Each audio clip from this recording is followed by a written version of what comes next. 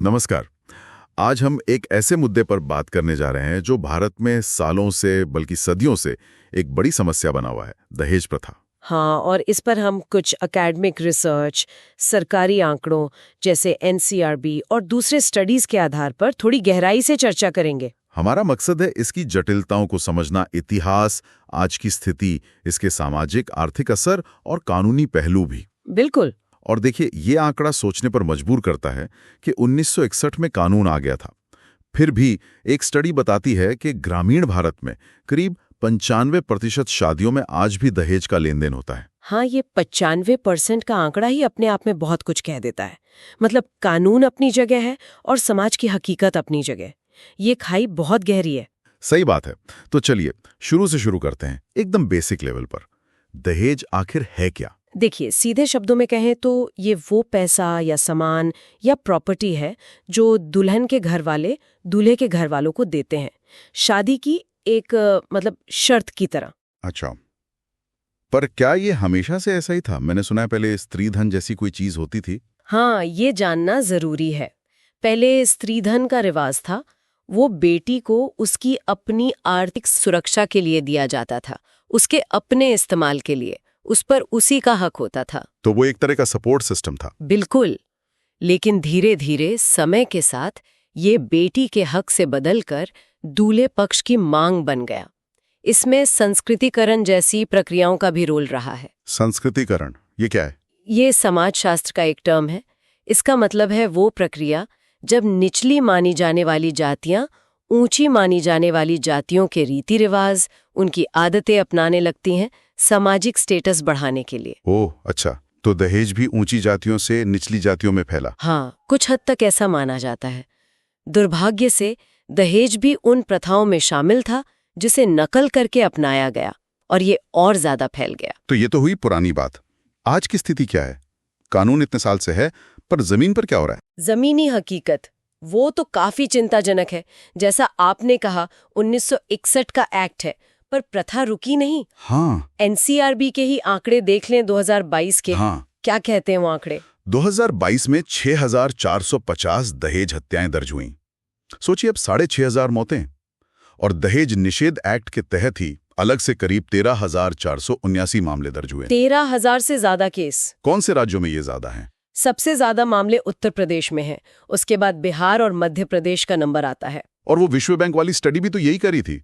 95% शादियों में दहेज, वो भी 1960 से 2008 तक के आंकड़ों के आधार पर। हाँ, और दिलचस्प बात ये कि उस स्टडी के मुताबिक इतने सालों में अगर महंगाई हटा दें तो औसत दहेज की असली कीमत ज्यादा बदली नहीं। मतलब ये प्रथा बहुत मजबूती से जमी हुई है। और इसका आर्थिक बोझ परिवारों पर क्या असर पड़ता है? बोझ बहुत भारी है। 2007 का एक आंकड़ा था कि ग्रामीण भारत में औसत दहेज परिवार की सालाना कमाई का लगभग 14% था। 14%? ये तो बहुत ज्यादा है। बहुत ज्यादा। इसके लिए लोगों को अपनी जमीन बेचनी पड़ती है, कर्ज लेना पड़ता है, पीढ़ियां कर्ज में डूबी रहती हैं कई बार। लेकिन एक चीज मुझे समझ नहीं आती। कुछ रिपोर्ट्स कहती हैं कि पढ़ी लिखी लड़कियों के केस में भी दहेज कम नहीं होता, बल्कि बढ़ जाता है। ये कैसे? हाँ, ये एक अजीब सी मतलब विरोधाभासी स्थिति है। होता ये है कि समाज में पढ़े लिखे दूल्हे की मार्केट वैल्यू ज्यादा मानी जाती है, तो उसके लिए प्रीमियम दहेज मांगा जाता है। अच्छा, मतलब सुयोग्य वर्ग का टैग। बिल्कुल। तो जब पढ़ी लिखी लड़की की शादी किसी पढ़े लिखे लड़के से होती है तो दहेज कम होने के बजाय अक्सर बढ़ जाता है। शिक्षा यहाँ दो धारी तलवार बन जाती है। ये तो वाकई में बहुत जटिल है। और जाहिर है इसका असर सिर्फ पैसों तक सीमित नहीं रहता होगा। महिलाओं के मानसिक स्वास्थ्य पर, शारीरिक स्वास्थ्य पर असर बहुत भयानक है। जो महिलाएं दहेज के लिए सताई जाती हैं उनमें गंभीर मानसिक समस्याएं देखी जाती है।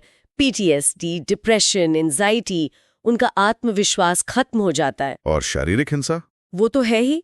आंकड़े बताते हैं कि भारत में हर साल लगभग 8,000 से ज्यादा मौतें सीधे सीधे दहेज से जुड़ी हैं। ये हमारे देश में महिलाओं की कुल हत्याओं का 40 से 50% तक हो सकता है। 40 से 50%? ये तो अविश्वसनीय है। और इसमें मारपीट, जलाना, एसिड अटैक सब शामिल है।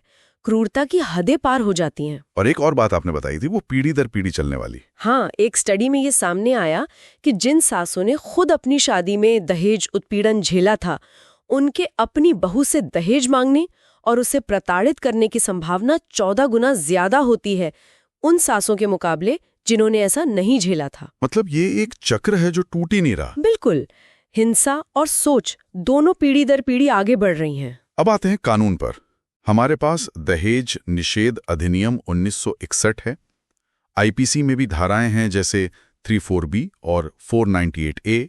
घरेलू हिंसा एक्ट 2005 भी है। हाँ, कानून तो काफी मजबूत है कागज पर। 304B खास तौर पर दहेज हत्या के लिए है। अगर शादी के 7 साल के अंदर किसी महिला की संदिग्ध हालात में मौत होती है और साबित होता है कि मौत से पहले उसे दहेज के लिए प्रताड़ित किया गया था, 498A क्रूरता के लिए है, पति या ससुराल वालों द्वारा। तो फिर दिक्कत कहाँ आ रही है? लागू क्यों नहीं हो पा रहे ढंग से? दिक्कतें कई है। पहली बात तो इसे आज भी बहुत से लोग घर का मामला मानते हैं। पुलिस कई बार रिपोर्ट लिखने में आनाकानी करती है, सबूत जुटाना मुश्किल होता है, सामाजिक दबाव बहुत होता है केस वापस लेने का। और सजा मिलने की दर कैसी है? वो भी बहुत कम है। लंबी कानूनी प्रक्रिया, गवाहों का मुकर जाना, इन सब वजहों से सजा कम ही हो पाती है। तो कानून का डर उतना नहीं है जितना होना चाहिए। तो अगर कानून पूरी तरह समाधान नहीं दे पा रहे हैं तो और क्या तरीके हैं रोकथाम के? सिर्फ जागरूकता फैलाना काफी है? देखिए, जागरूकता और शिक्षा जरूरी है, नींव है, पर अकेले काफी नहीं। हमें कई स्तरों पर काम करना होगा। जैसे कि दहेज मांगने वालों का सामाजिक बहिष्कार करने की हिम्मत दिखाई है, ये जमीनी स्तर पर बदलाव ला सकता है। और महिलाओं को खुद मजबूत बनाना, उनका आर्थिक सशक्तिकरण, वो सबसे अहम है।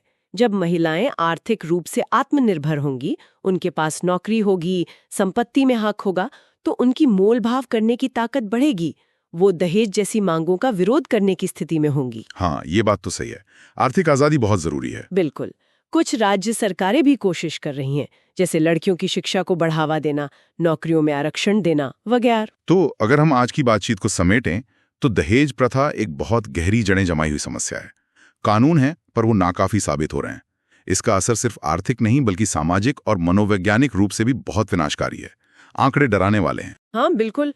और अंत में शायद हमें ये सोचना चाहिए कि जब किसी सामाजिक बुराई को रोकने के लिए इतने पुराने, इतने सारे कानून हों, लेकिन फिर भी वो 95% मामलों में जारी रहे, तो ये हमारे समाज की सोच, हमारे सिस्टम की कमियों और असली बदलाव लाने के लिए जो इच्छा शक्ति चाहिए, उसके बारे में क्या सवाल खड़े करता है, इस पर सोचना बहुत जरूरी है।